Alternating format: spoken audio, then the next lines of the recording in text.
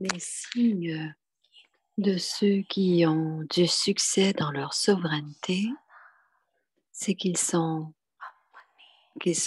toujours contents dans leurs efforts.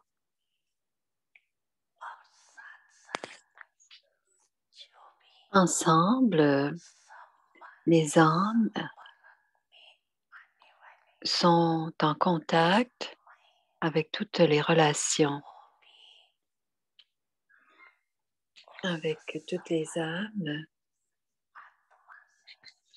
On est toujours les âmes sont des âmes qui sont toujours contentes.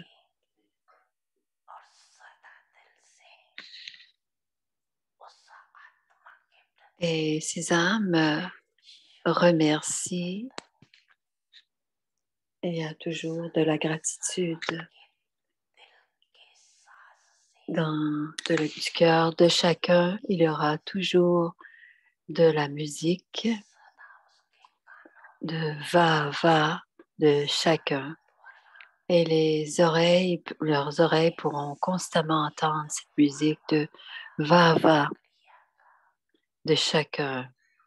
C'est de la musique de gratitude. Et cette chanson sera automatique et vous n'avez pas besoin de jouer un magnétophone.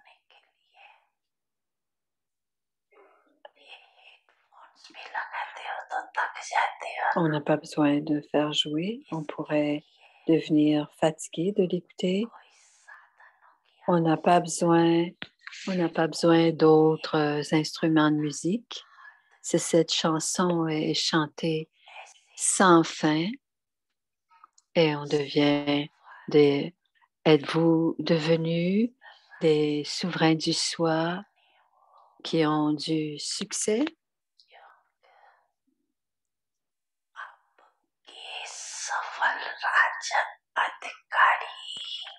Les souverains du soi ont du succès. Ils ont le royaume du monde dans le futur et ils reçoivent le fruit du succès. Ils reçoivent le royaume du monde dans le futur.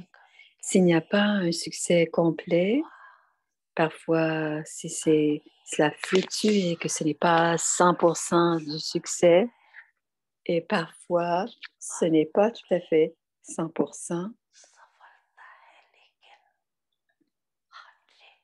Il y a du succès, mais ce n'est pas à 100%. Donc, à ce moment-là, certaines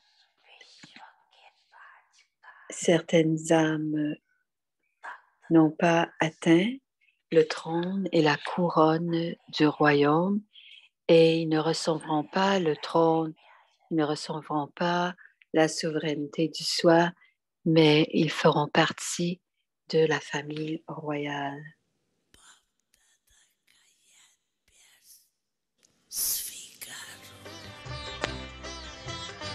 Acceptez l'amour et le souvenir de Bap Tata.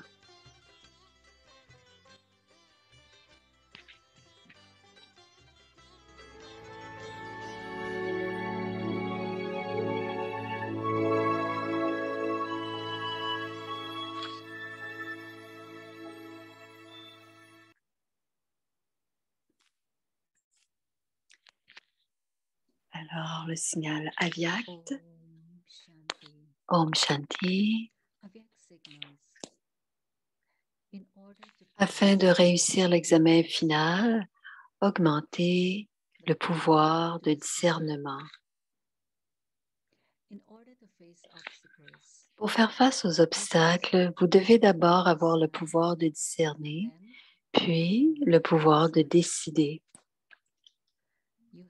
Vous devez décider si quelque chose est maya, c'est-à-dire illusoire, ou si bénéfique, ou si c'est bénéfique ou nuisible, ou si encore il s'agit d'une acquisition temporaire ou d'un gain permanent. permanent. En plus de discerner, si vous prenez la bonne décision, vous développez alors automatiquement le pouvoir de la tolérance. Ceux qui ont un bon pouvoir de discernement ne peuvent jamais être vaincus. Om Shanti.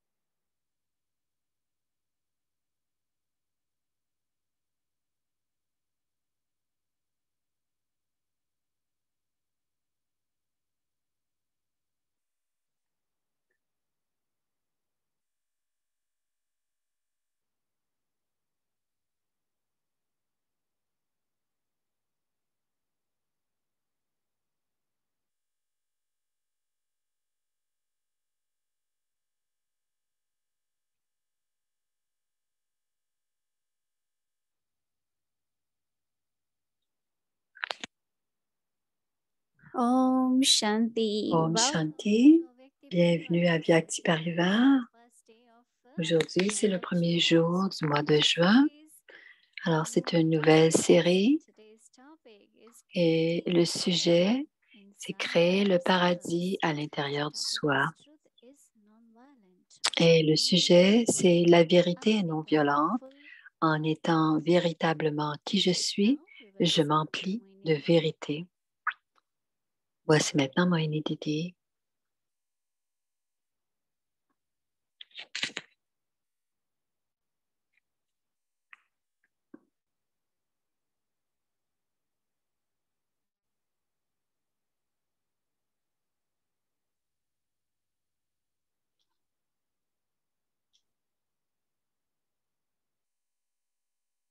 Om Shanti, everyone. Om Shanti. Everyone is okay. Que tout le monde va bien? Oui. Already experiencing On heaven expérimente le paradis à l'intérieur du soi. I know it's going to be very Je sais que ça va être très une belle expérience et beaucoup d'aventures et de nouvelles expériences, dit Moini. but we are ready for that. Mais on est prêt à ça, non? Because we had been experiencing Parce que on a expérimenté à l'âge de confluence ce que l'on était avant Baba, c'est-à-dire le contraste. Et quand Baba arrive dans notre vie, et on voit la différence. Il y a un contraste entre avant la venue de Baba dans notre vie et après, il y avait des sanskars de l'enfer et des habitudes, beaucoup d'éléments conflictuels dans nos relations, par exemple. Et il y a eu beaucoup de changements depuis qu'on est venu à Baba. Il y a la pureté, l'amour, la paix. Et on accumule ces pouvoirs et ces vertus depuis longtemps maintenant. Mais en ce moment, on doit créer cette expérience d'avoir le paradis en soi. Et c'est beau, c'était un beau devoir pour aujourd'hui, même si c'est une belle pratique pour aujourd'hui. Cette pratique était d'être naturellement donné et savoir diriger. J'ai eu naturellement une belle journée, Winnie. Et à chaque fois que je regarde autour de moi, parce qu'il y a deux types de nature. Il y a la nature, il y a les éléments, mais il y a aussi la nature, la personnalité des êtres humains. Sobha, ça veut dire comment je me sens. Sobha. Et quand on connaît les émotions, les sentiments des êtres humains, ce que l'on ressent, et ce sont des sanskars qui émergent à ce moment-là. Ce sont les sanskars de la personnalité. Alors, c'est mes Mes sentiments et mes émotions sont de partager. En d'autres mots, c'est-à-dire quand je donne,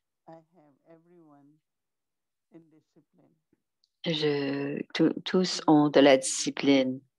Ça pourrait, diriger veut dire aussi discipline, c'est-à-dire que je dirige mon corps, mon esprit, et c'est dans une discipline divine et spirituelle. Donc, j'avais aussi beaucoup de comparaisons possibles avec les 5 éléments de la nature et, et ces qualités innées à la nature,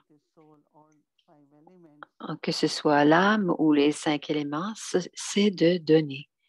Alors, c'est la première nature, soit de la nature. La première, on va recevoir des racines, on va recevoir du soleil, on va recevoir,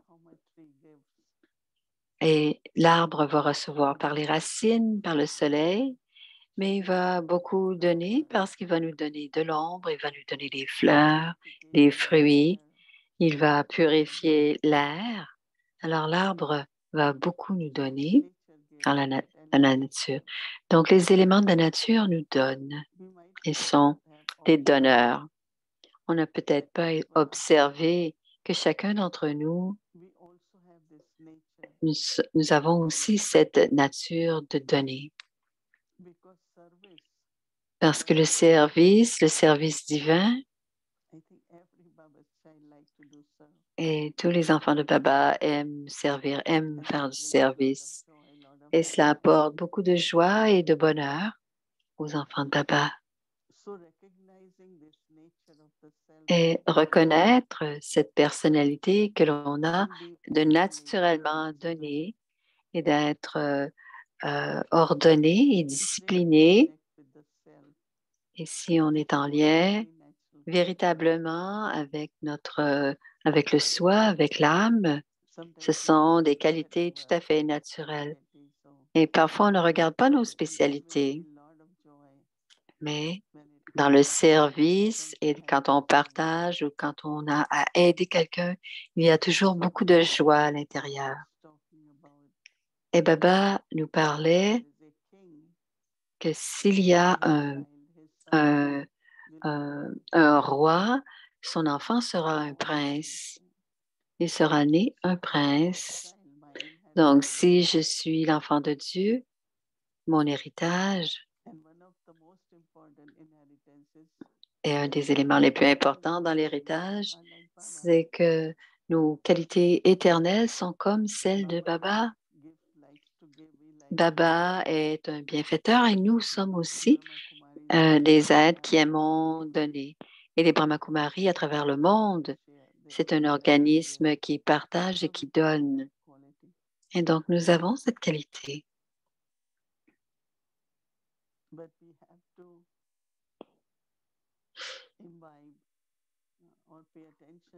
Mais on doit s'imprégner et porter attention à une autre qualité que nous allons pratiquer demain. Et c'est la qualité de la vérité. Baba parle souvent et régulièrement d'être honnête, d'être vrai. Et Daddy Yankee nous a laissé 3 mots. Le premier mot, c'était l'honnêteté et la vérité.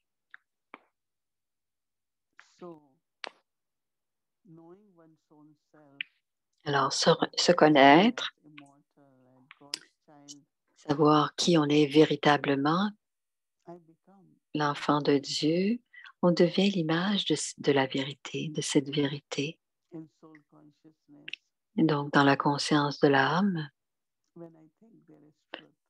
quand je pense à la vérité, quand il y a la conscience du corps, à cause de la peur, de l'ego, des circonstances, on s'éloigne de la vérité. Mais la vérité nous permet d'être complètement sans violence. Et c'est un élément intéressant, le lien entre la vérité et la non-violence. Et plus je m'imprègne de la vérité, je deviens une personne honnête, une personne vraie. Et c'est très réconfortant, dit Moïni, quand il y a de la vérité. Même s'il y a quelque chose qui est impur ou faux, il y a, aussitôt qu'il y a de l'impureté, quelque chose qui est faux, ça apporte un manque de confort et on se sent bien quand il y a une complète vérité. Donc, appartenir au Père et devenir le véritable enfant de Baba, la vérité peut être expliquée ou expérimentée de différentes façons à travers l'honnêteté, par exemple. Donc, quand je demeure honnête avec Baba, il y a une histoire très intéressante qui est utilisée le jour de la pleine lune. Et Baba en parle. C'est l'histoire qui a été racontée. Et quand on écoute cette histoire, on devient une déité. Et dans cette histoire, on parle de cet homme qui est un homme d'affaires et il est revenu en bateau avec beaucoup d'objets. Il avait importé beaucoup de choses et Dieu est venu le voir. Il a dit, qu'est-ce qu'il y a dans ton bateau? Et l'homme a répondu non. Il a dit, oui, non, il n'y a rien, je vous le jure. Et son bateau s'est vidé. Il n'y avait rien. Il n'y avait rien dans son bateau et finalement, il n'y avait rien dans son bateau. Donc, je me rappelle de cette histoire et qu'est-ce que je dois dire à Dieu puisque j'ai tout ce qu'il me faut. Et plus on émerge le sanskar de l'abondance,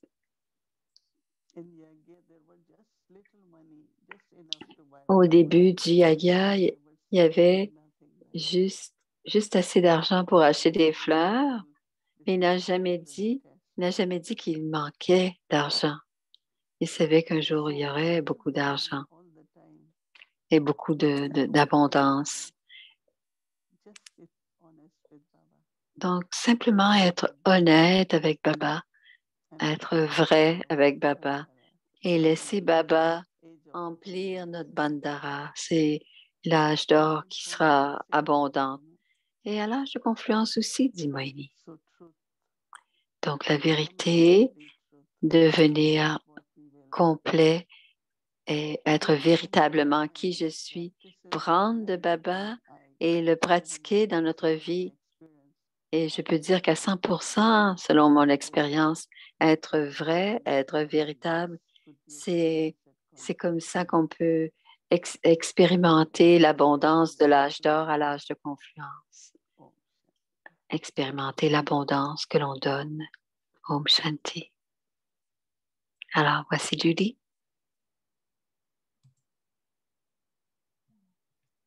Om Shanti. Om Shanti.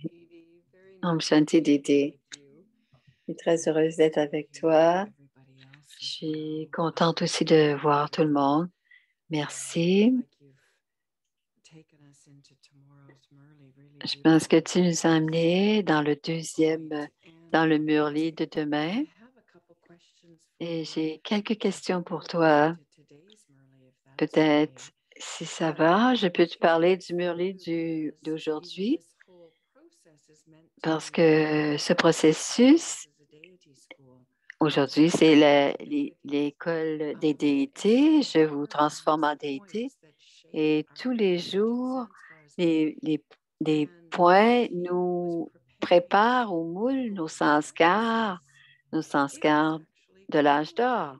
Et c'était très difficile pour l'équipe de regarder le Murli et de sélectionner des points on pouvait les changer en sanskar de l'âge d'or. Aujourd'hui, c'était de donner naturellement ou d'être discipliné naturellement. Est-ce que c'est une nouvelle pratique pour toi? Pour moi, c'est pratique d'écouter le, de sentir l'âge d'or, les sanskars et les pratiquer. Pour moi, c'est tout à fait nouveau pour moi. Mais comment ça a été pour toi? Quand on parle des sanskars de l'âge d'or, d'abord, on doit comprendre quand j'écoute Baba, qu'est-ce que j'ai comme émotion, comme sentiment? Parce que comment puis-je savoir que c'est les sanskars de l'âge d'or? Je dois, quand vous servez, vous êtes heureux. Quand Baba parle de l'héritage, il donne l'exemple du père qui est le roi et de l'enfant qui est le prince. Alors, quand quand je suis l'enfant de Dieu, comment le sanskar d'être maître, c'est d'avoir un sanskar de l'âge d'or, c'est que je ne suis pas soumis ou servile. Donc, l'héritage, ça donne beaucoup d'ivresse et devenir une déité, c'est en lien avec notre héritage. Donc, le mot héritage est resté avec moi toute la journée et naturellement, j'ai senti que me connecter au changement et à la discipline, c'était très naturel pour moi tout au long de la journée, que j'ai senti qu'à l'âge d'or, on n'a pas besoin de faire d'efforts pour quoi que ce soit et ce sera une vie naturelle. Et donc, même si on doit faire ce qu'on doit faire, le service ou différentes activités ou programmes ou quoi que nous ayons à faire tout au long de la journée, mais avoir des sentiments naturels d'être au paradis, que ce soit sans effort. Difficile à expliquer, dit Moïse. Mais naturellement heureux, mon esprit était calme, paisible et tout allait tout à fait naturellement, dit Moïse. Et je pense simplement, les sanskars, c'est une chose, mais quelle sera mon expérience? Et j'ai senti que j'étais à l'âge d'or. Et ça doit être la nature, les sentiments que l'on ressent à l'âge d'or. C'est comme ça pour moi aujourd'hui. C'est beau. Ce que j'entends, c'est être naturel, c'est être pensé que j'ai besoin de transformer. C'est y penser, on est à l'école, ça va très bien, on y pense, mais se sentir naturel dans ses sanskars, c'est comme ça qu'on sent. On sent l'âge d'or. Et c'est facile pour toi d'être naturel, n'est-ce pas? Dans la façon de l'âge d'or. On est un grand groupe à Peace Village en ce moment. Et il y a encore quelques jours.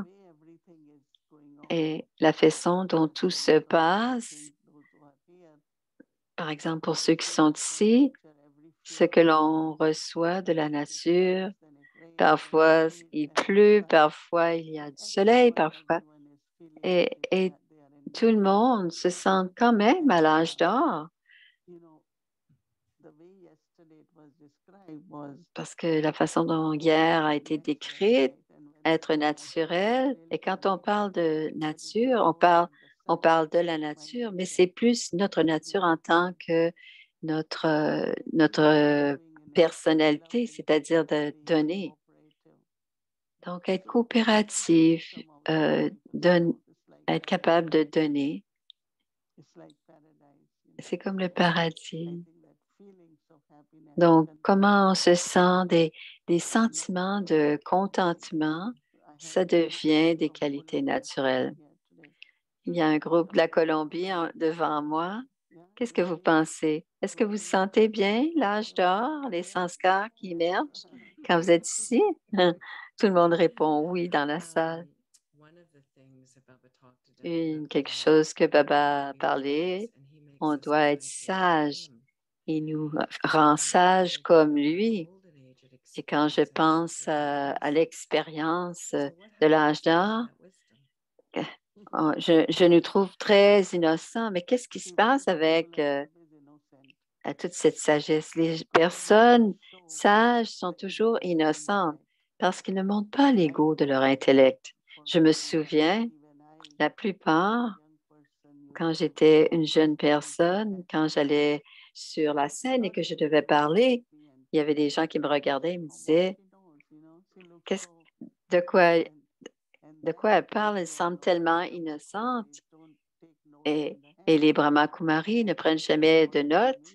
Et je parlais pendant 45 minutes sans regarder les points. Et je créais du sens de ce qui était dit.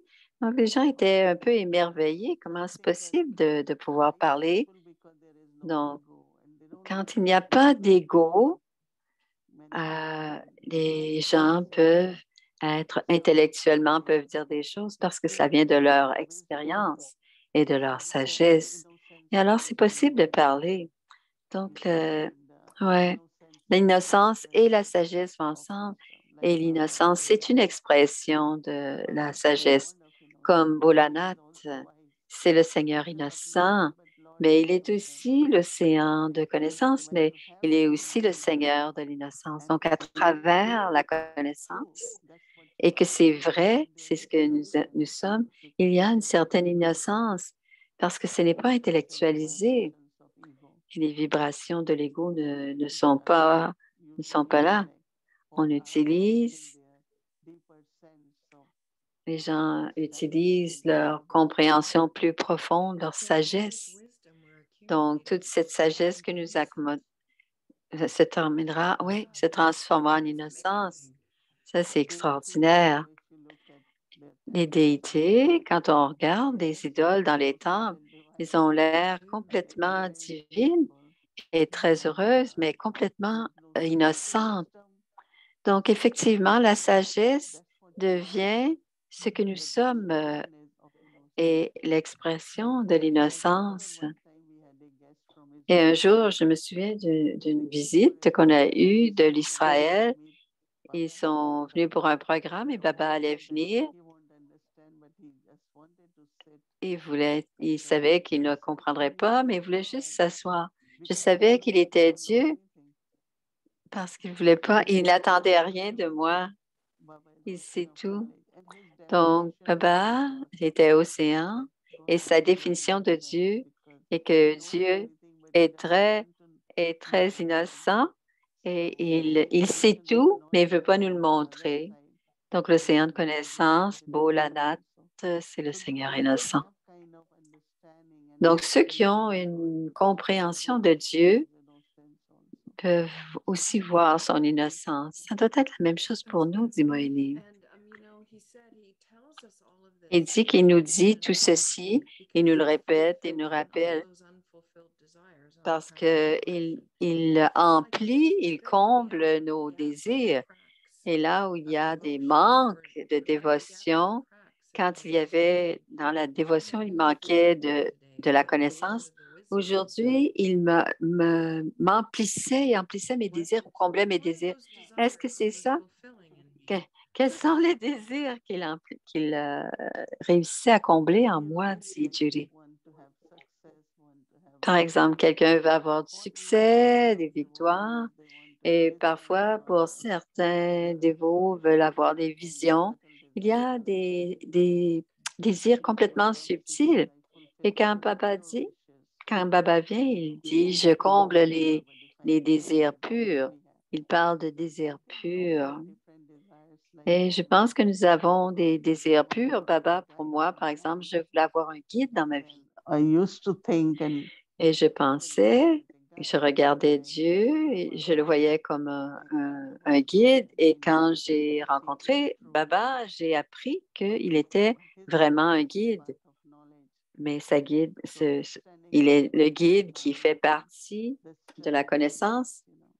Et quand on est sur le chemin de la connaissance, on est étudiant pour la vie et on a tous des désirs différents sur le chemin de la dévotion. Alors, quand Dieu vient, tous nos désirs purs, ceux qui sont comblés, puisque ce sont souvent des questions que l'on a sur le chemin de la dévotion. Alors, on est tous comblés. Un autre élément que Baba a parlé, les yeux, le drishti, et comment c'est le seul moment où on se rencontre avec les yeux et que on a reconnu avec le signal, comme par exemple l'entraînement pour l'âge d'or, c'est tout simplement par les yeux. C'est tout est signe qui sont vus par les yeux. Parce que dans nos relations de tous les jours, c'est par les yeux qu'on se connaît. On reconnaît les indices par les yeux. Et donc, s'il y a des invités et qu'on veut leur servir quelque chose, tout est prêt. On va simplement apporter l'information. On n'utilise même pas la nourriture. On fait simplement aussi, on signale avec les yeux qu'on a besoin. Ils doivent apporter la nourriture. Donc, les signaux sont présentés par les yeux et c'est aussi le type de relation qu'on aura à l'âge d'or. Même en ce moment, à l'âge de confiance, plus on est proche spirituellement les uns des autres, on retient et on comprend les signes qui sont donnés, les signaux qui sont donnés. Et être dans l'œil de Baba, dans le drishti de Baba, c'est aussi nous permettre à être subtil avec mes yeux et comprendre tout par les yeux. Et aussi sentir le drishti de Baba sur nous. Quand on reste dans cette situation, il y a, il y a des enfants qui n'aiment pas être sous les yeux des parents. Ils préfèrent être indépendants. Mais on doit être discipliné quand quelqu'un nous observe. Donc, c'est le drishti. Je pense que le drishti de Baba doit être sur moi parce que j'accepte, je veux ce guide. Comment est-ce l'âge d'or est-il proche de toi, je pense, Simoini? Qu'une partie de l'âge d'or est déjà là pour moi. Je sais que c'est là déjà pour moi, Simoini. Nous sommes à l'âge d'or. Euh, Quand on regarde les inquiétudes et les problèmes et toute la façon négative de penser, les insécurités, on n'en a pas de cela. Si on en a encore un peu, peut-être 1%, mais habituellement, on est sans peine et sans inquiétude. Et c'est comme ça être à l'âge d'or. Donc on a du plaisir à apprécier l'héritage de Dieu à ce moment-ci. En ce moment, tout le monde devrait être heureux et ce sera à l'âge d'or, ce sera une autre transition. Mais en ce moment, je pense que l'héritage nous arrive à l'âge de confluence. Et c'est très bien ce que j'ai à l'âge de confluence et ce que je vais avoir dans le futur. Et dans le futur, c'est le statut de l'âge d'or. Aujourd'hui, Baba a parlé de cela aussi. Le statut, c'est pour le futur, mais l'héritage, c'est pour maintenant. Et si on le sent, et si on le sent à l'intérieur de soi, et si vous demandez à quelqu'un, personne la plus riche, et qu'on demande est-ce qu'ils vont pouvoir vous dire qu'ils ne s'inquiètent pas? Mais les enfants de Baba, on n'a pas à s'inquiéter.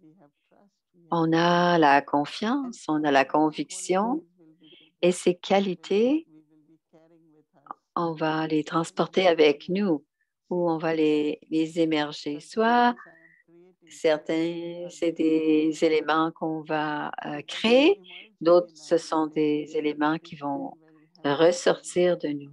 Et ce sont des qualités très divines et pas seulement l'essence car, mais toute l'expérience de la vie que nous sommes à l'âge de confluence.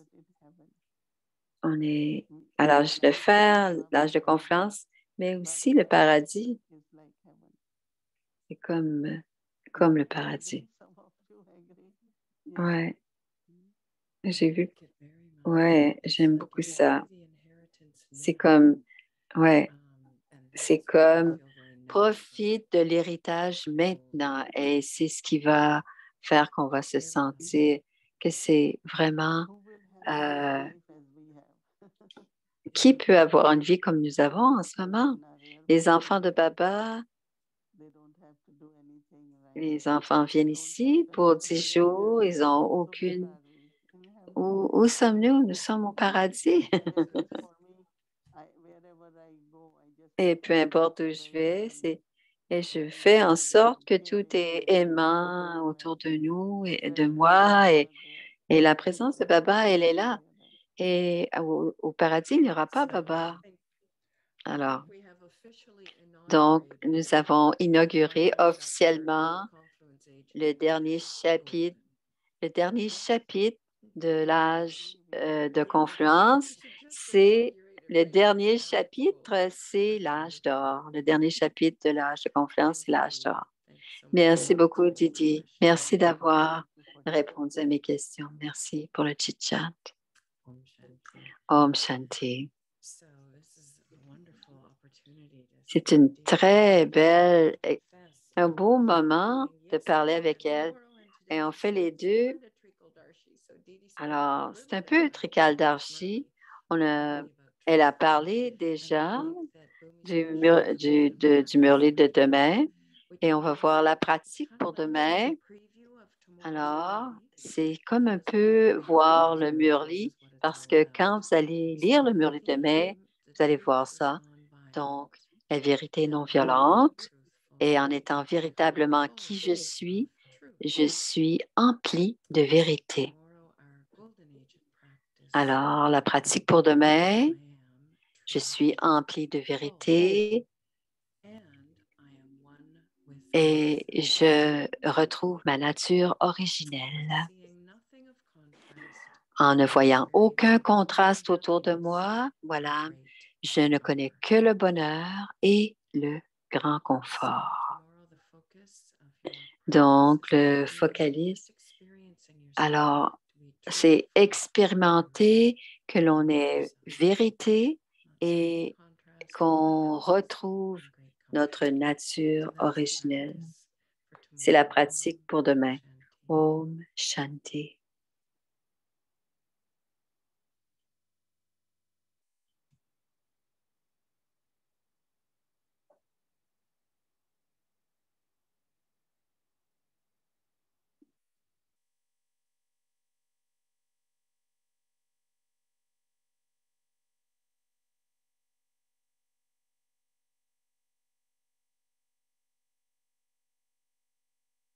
Om Shanti, everyone. Om Shanti.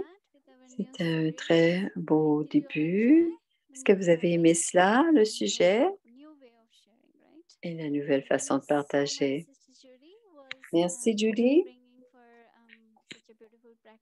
Et c'est une belle pratique pour nous et une belle façon. Donc, on inaugure le paradis ici. Alors, on va avancer ensemble. On n'a pas tout à fait terminé. Et tous les jours, nous allons vous amener à Madhuban tous les jours. Donc, pour cela, ce sera notre voyage à Vyak. Alors, c'est la forêt de miel Madhuban où le paradis commence. Je ne vais pas vous en parler parce qu'il y a 2 anges qui vont venir, qui vont nous amener dans ce voyage. Les 2 anges, voici, qui sont-ils?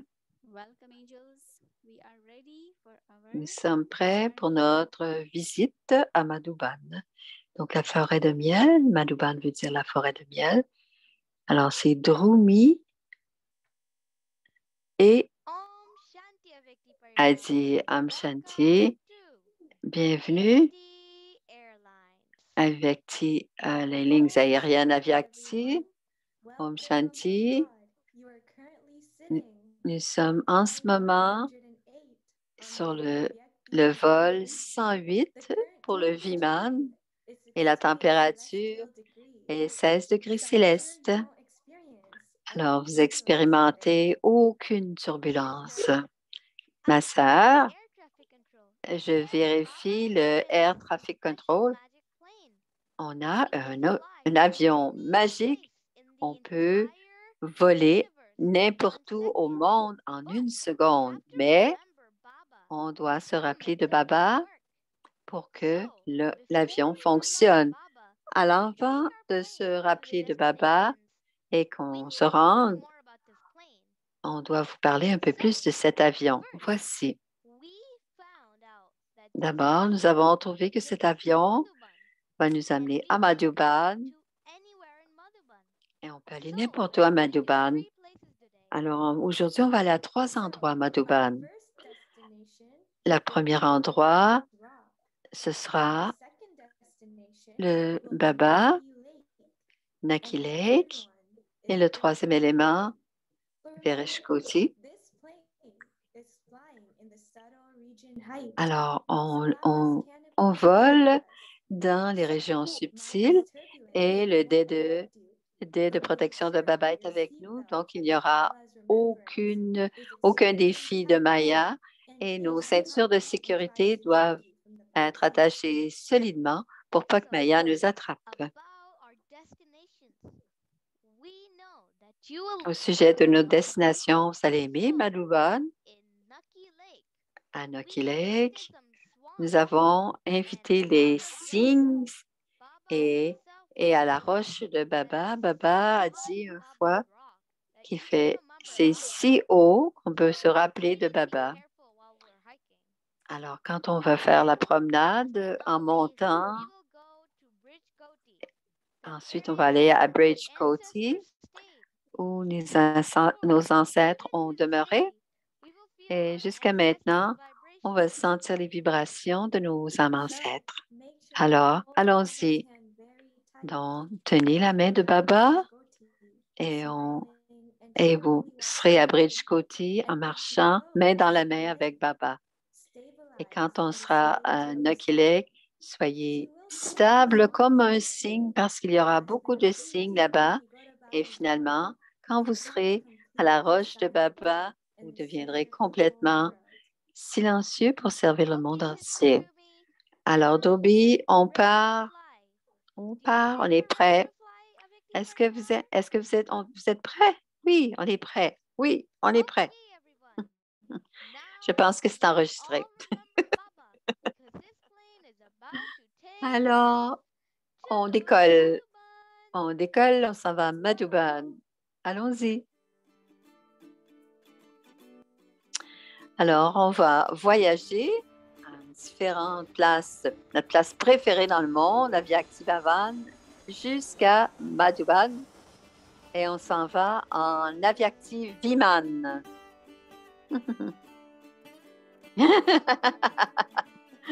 Aviactive Parivar. Vous voyez l'avion avec les symboles. Alors, bienvenue à Madhuban. C'est la place où on doit aller automatiquement en tant que yogi constant. C'est la terre du Yagya et c'est la terre des bénédictions.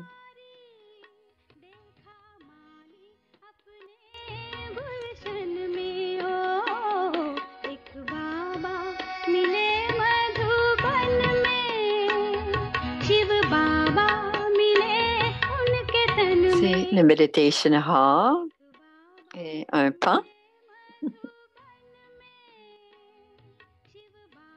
La douce demeure, Madhuban. Alors, Bridge Koti, en 1950, le Yagya est habité là-bas dans un hôtel à Montabou.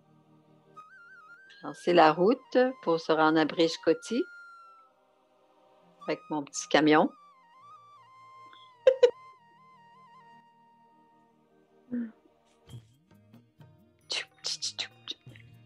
Alors, c'est l'entrée principale à Bridge Koti.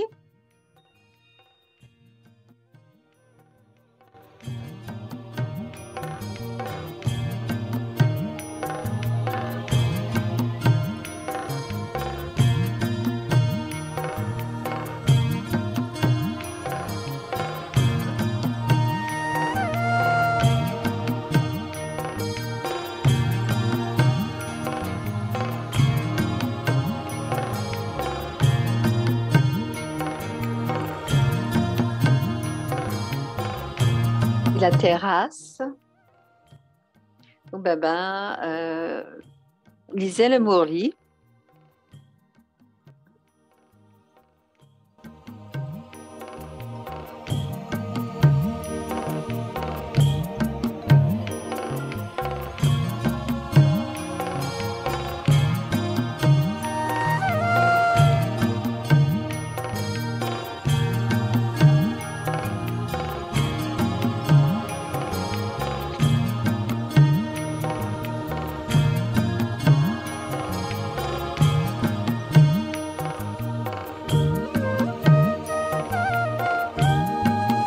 Alors, c'est le balcon.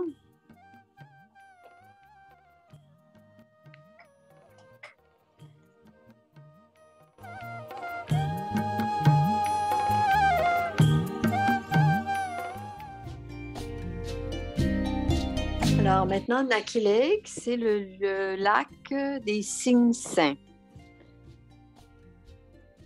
Alors Naki Lake, c'est en s'en allant vers Baba's Rock, qui est une espèce de montagne. Alors voici les signes.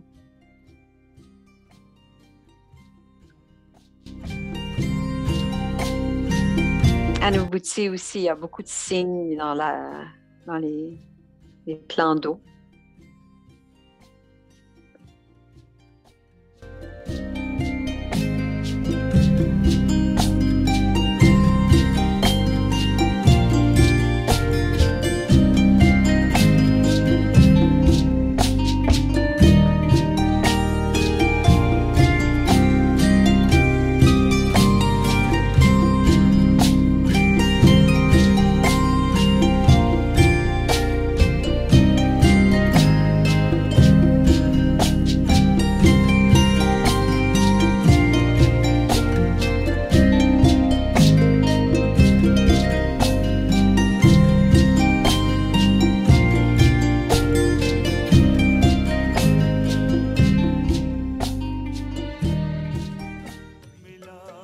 Maintenant, c'est Baba's Rock, where living angel, là où il y a des anges qui volent, pardon.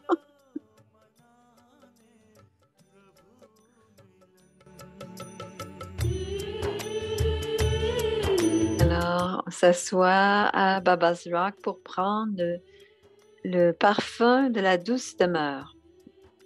Parce que c'est très haut. Et quand on regarde, souvent les couchers de soleil, ils sont comme ça, pleins de brouillard. Ça fait une lumière très particulière.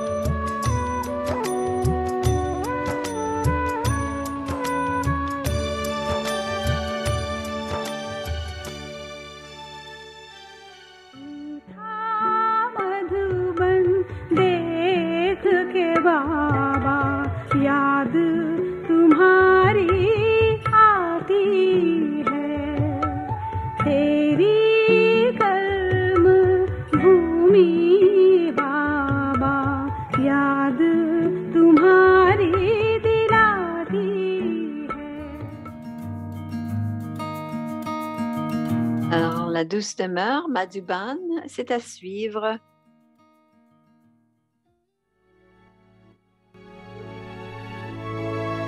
Avec Tiparivar, une famille d'anges unis dans l'amour de l'unique. Alors, voilà, nos deux pilotes. Est-ce que tout le monde est revenu? Ou êtes-vous encore dans l'ivresse de l'amour de Shiv Baba? On n'a pas perdu personne. Ne vous inquiétez pas, tous les jours à la même heure, vous allez pouvoir prendre un vol pour Madhuban à tous les jours. Ma sœur, c'est quand il y avait Baba, la roche de Baba, c'était très paisible. Et Nucky Lake, je pouvais voir les signes, ils étaient si beaux. Et la vue de la rivière et la vue d'en bas et d'en haut, c'était très agréable. Qu'est-ce que ça a été ta partie préférée? Moi, c'était Baba's Rock aussi. C'était facile de revenir. Je nous ai vus comme des anges. C'était une expérience divine. J'espère que tout le monde, ça a été une expérience divine. Wow! Alors, est-ce que je peux aller à Madhuban? Alors, vous n'avez qu'à prendre la compagnie aérienne Aviakti et il y aura un voyage pour Madhuban. Ça ne prend qu'une seconde se rendre à Madhuban. Donc, ne manquez pas un seul des voyages. Acha, Om Shanti.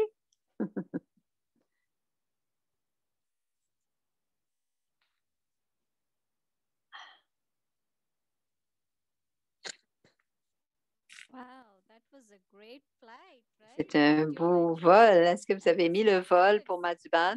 Et deux beaux pilotes, deux bons pilotes.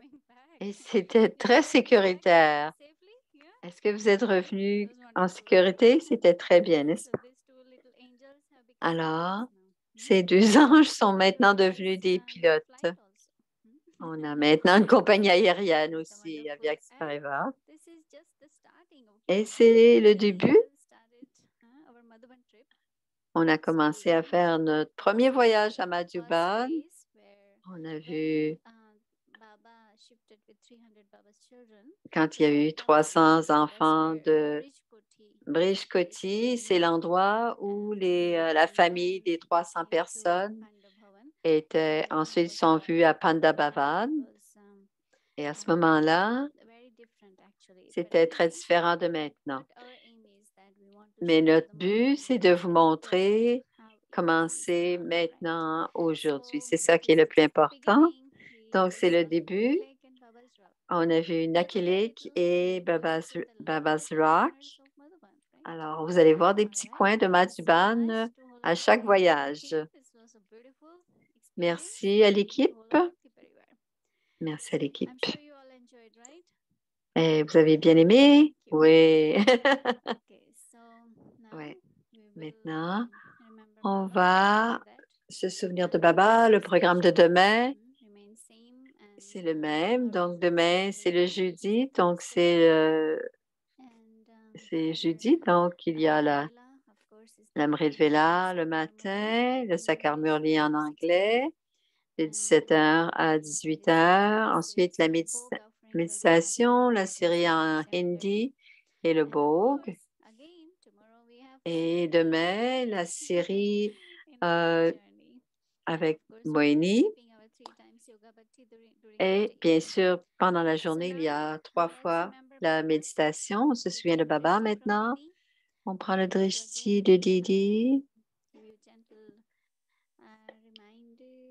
Simplement vous rappeler,